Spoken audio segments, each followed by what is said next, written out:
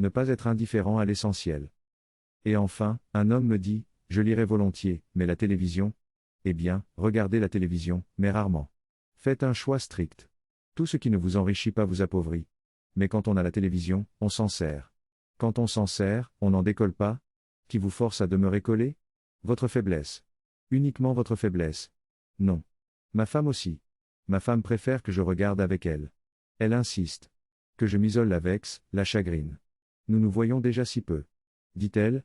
C'est donc se voir, que fixer ensemble les yeux sur de l'insignifiant? Que s'asseoir côte à côte comme deux tas de poussière, devant l'aspirateur? Sans doute. Il faut comprendre.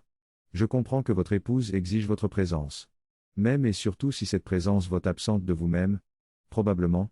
Les soins que vous devez à votre esprit, ne pas dire à votre âme, ne sont donc pas pour elle l'essentiel?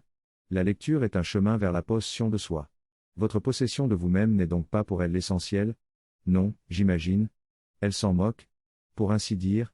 Et vous acceptez? Qui puis-je? C'est ma femme. Nous nous aimons, mon cher monsieur, divorcé.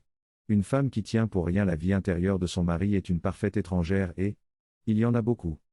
Point une parfaite étrangère et un vampire. On peut passer sur bien des tromperies. L'indifférence à l'essentiel est le cas majeur de rupture, quoique non prévu par les tribunaux. Rompez.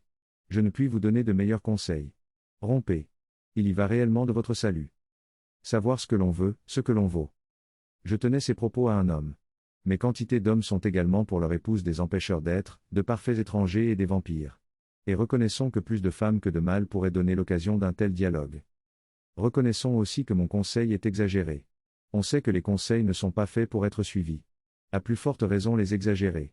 Celui-ci n'aura donc pas de conséquences fatales. J'y compte bien. Tant mieux. Du moins, aura-t-il réveillé quelque chose, la conscience autonome hibernante, et dégagé une vérité vivante du silence mortel des couples. Car enfin, il est bon de savoir ce que l'on veut, ce que l'on vaut, ce que l'on se doit, conjugaux ou pas.